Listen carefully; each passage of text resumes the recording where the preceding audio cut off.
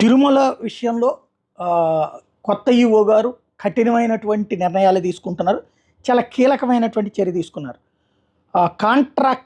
నెయ్యి కాంట్రాక్టర్ మీదన బ్యాన్ పెట్టారు, బ్లాక్లో పెట్టారు. నాణ్యత లేని నెయ్యి సరఫరా చేస్తున్నది అన్నటువంటి విషయం తాజాగా పరిశోధనలో తేలింది.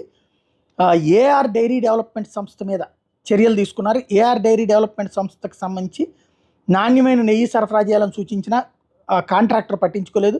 నెయ్యిని పరీక్షకు పంపడంతో ఇతర నూనెలు కల్తీ చేసినట్టు ఫలితాలు వచ్చినాయి. నెయ్యి కల్తీని గుర్తించడంలో సరఫరాదారు గుర్తించడంతో సప్లై చేసేటువంటి వాళ్ళకి షోకాజ్ నోటీసులు జారీ చేశారు.